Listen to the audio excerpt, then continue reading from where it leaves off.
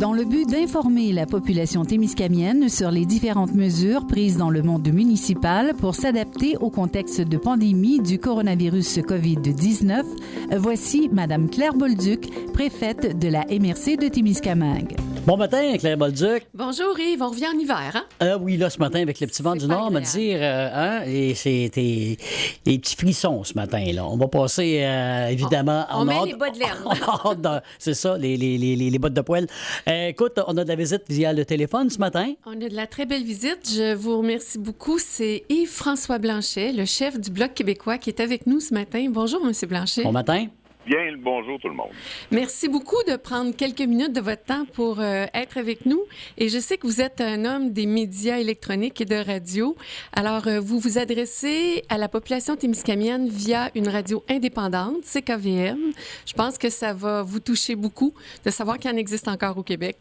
Et en fait, je suis très heureux qu'il en existe encore au Québec parce que hier, c'était la journée de la liberté de presse.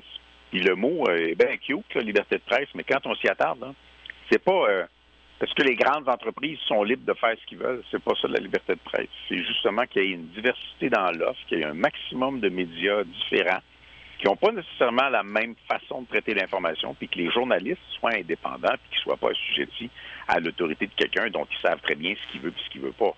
Fait que l'existence de petits médias avec une vocation locale, avec une sensibilité qui peut être nationale puis internationale pareil, c'est particulièrement précieux.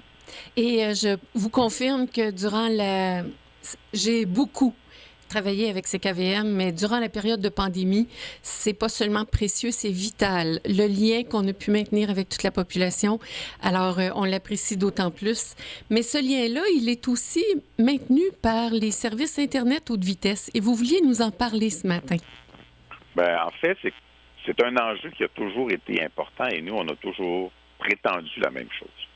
Il y a peu d'entreprises de télécommunications. De toute façon, il y a quelques très gros joueurs, TELUS, quelques très gros joueurs en télécommunications qui contrôlent l'essentiel du marché.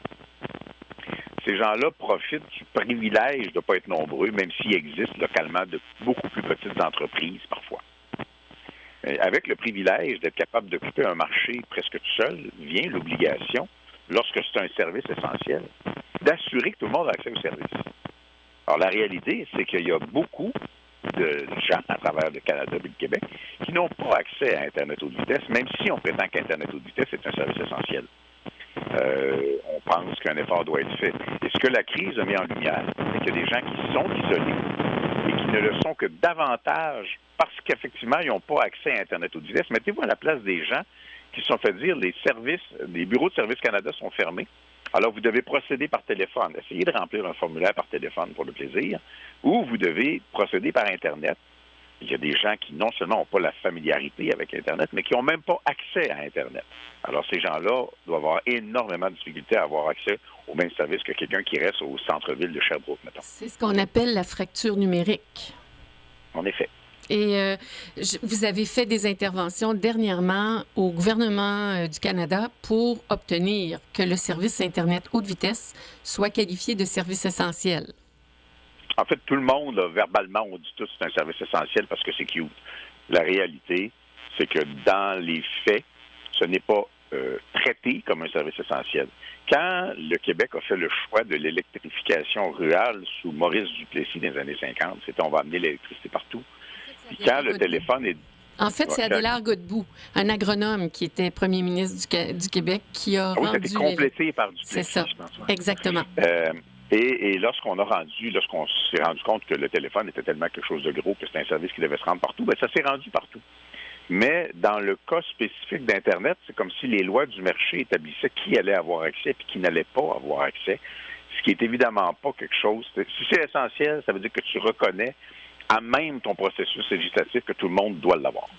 Tout à fait, tout à fait. Et c'est très apprécié. Je suis certaine que les Témiscamiens et Témiscamiennes qui vous entendent en ce moment apprécient le commentaire parce que c'est un service qui, c'est quand même près de 40 % de notre population qui n'a pas accès à un service Internet de qualité. Alors, c'est non négligeable. C'est ça, on a un très grand territoire, très rural, alors c'est non négligeable. Vous aviez aussi d'autres messages à nous à nous faire concernant tous les programmes qui ont été mis en place dans les dernières semaines face à une situation tout à fait inédite qui est celle de la pandémie. Monsieur Lemire, notre député, a été très actif. Il a été très présent également sur nos ondes, mais vous avez fait beaucoup de travail dans ce contexte-là. En fait, notre approche a été d'offrir la collaboration au gouvernement. Depuis le début, de toute manière, même dans d'autres dossiers où on a réussi à faire des gains, en ne se plaçant pas dans la position où dès que le gouvernement libéral fait quelque chose, c'est forcément mauvais. Alors, on va faire obstacle à des choses qui parfois peuvent être bonnes. Si c'est bon, c'est bon. Si c'est pas bon, c'est pas bon. Puis c'est comme ça qu'on travaille. Alors, quand cette crise-là s'est présentée, évidemment, l'urgence, c'était de mettre en place des programmes. Mais des programmes développés dans l'urgence qui apparaissent en 2 ou 3 semaines, ça va être moins minutieusement préparé que des programmes qui sont préparés pendant 1 an et demi. Et ça, il faut accepter la réalité que ça va être imparfait, mais maintenant qu'il existe depuis 4 à 6 semaines, ces démarches-là, c'est de voir avec les acteurs locaux, SADC, UPA, les chambres de commerce, puis plus tard, ça va être avec les municipalités que je vais parler, le monde municipal, c'est en quoi ces programmes-là sont en effet adaptés aux besoins, en quoi ils ne le sont pas, comment on peut les améliorer, qu'est-ce qui vaut encore la peine d'être amélioré puisqu'il reste une couple de semaines aux premières versions des programmes, qu'est-ce qu'on doit faire par la suite, comment la région voit son propre développement économique futur, sur quelles industries veulent s'appuyer, quelles sont les formules qu'on peut mettre en place. Ce monde-là, il y pense, parce qu'à l'heure actuelle, ils vivent dans l'inquiétude. Ils disent, qu'est-ce qu'on va faire? Nous, on essaie de ramasser ça parce que si pour le gouvernement fédéral, le Québec est une seule région, la réalité, c'est que le Québec, c'est plusieurs régions très différentes les unes des autres. La réalité économique de l'Estrie ne ressemble pas à la réalité économique de l'Abitibi-Témiscamingue, qui, elle, ne ressemble pas à celle de la Gaspésie. Totalement. Totalement. Et c'est très apprécié que ces interventions-là tiennent compte non seulement des réalités, mais du fait qu'il faut agir maintenant. Et quand on s'objecte pour s'objecter, vous avez dit quand c'est bon, quand c'est pas bon, on le dit, mais s'objecter pour s'objecter, c'est dommageable. Ceux qui sont le plus perdants dans ça demeure les citoyens et les citoyennes qui actuellement, comme vous l'avez mentionné, sont inquiets.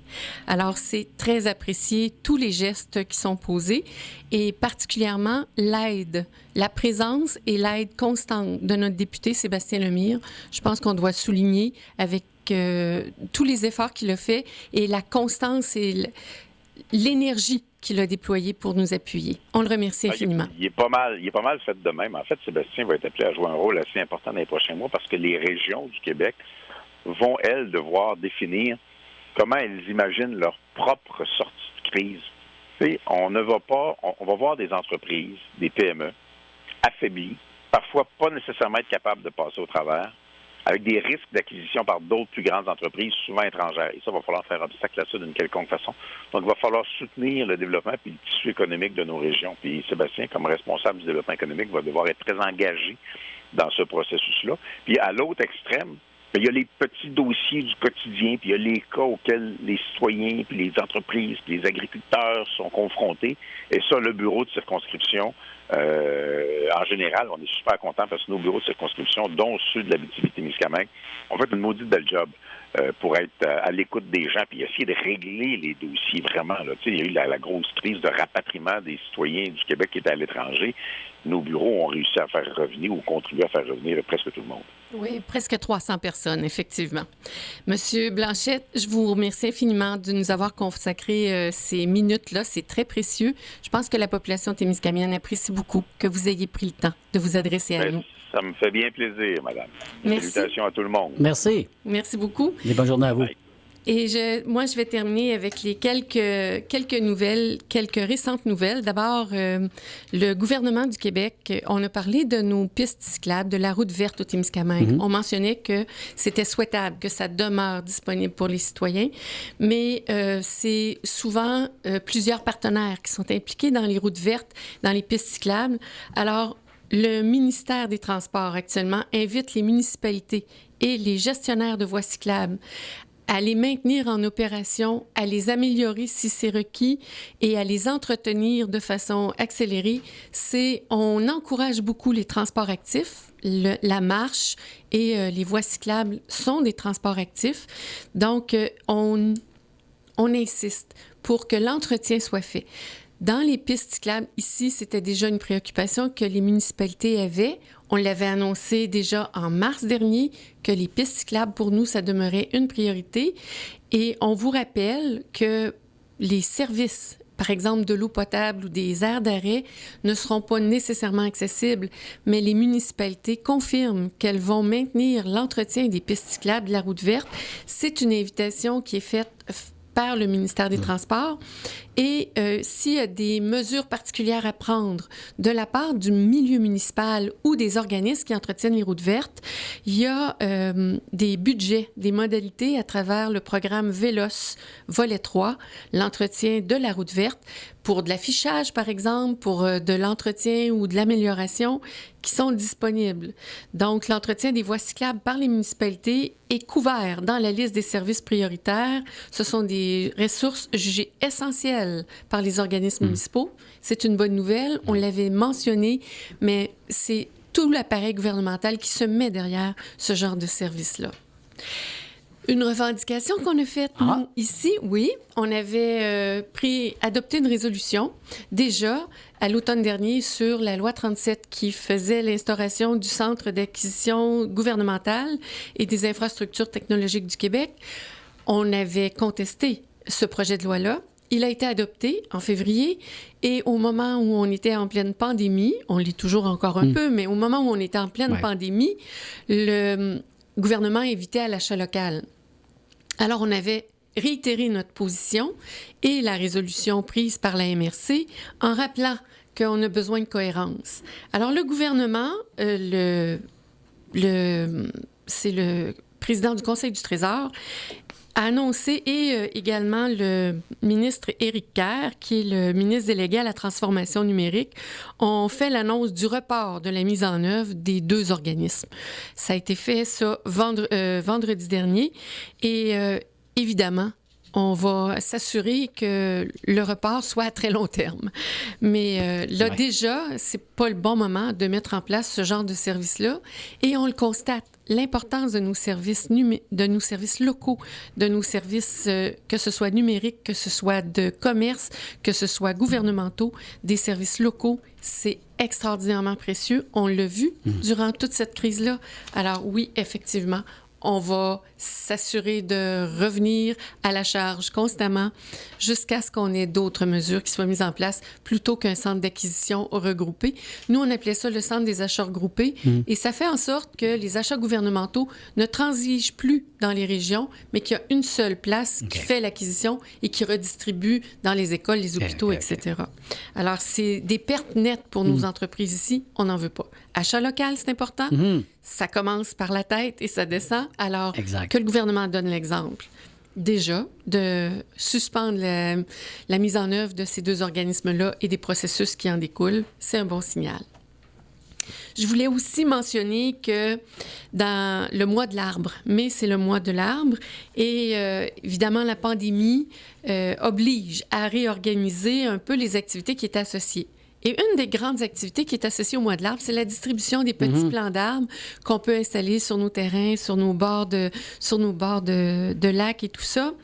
Les 700 000 arbres qui devaient être distribués dans le cadre du mois de l'arbre ne le seront pas. C'est une triste nouvelle pour les citoyens et citoyennes, mais sachez que les 700 000 arbres vont être utilisés. Ils vont être utilisés à du reboisement dans les forêts privées et dans les lieux publics québécois. Bon.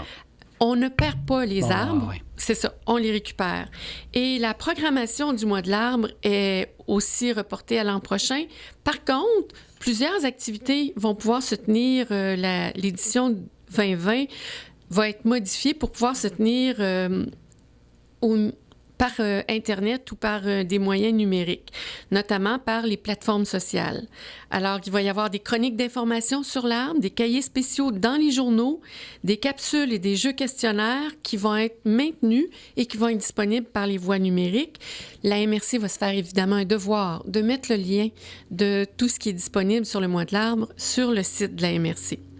Ces informations-là, évidemment, vont avoir de quoi satisfaire la curiosité de tous les passionnés de la forêt et vont permettre aussi d'en apprendre davantage sur l'importance du bois dans toutes les sphères de nos vies. Je vous rappelle qu'une des assises économiques du territoire témiscamien, c'est la forêt. Absolument. C'est précieux pour nous, la forêt, tout comme les entreprises qui vivent de la forêt ici.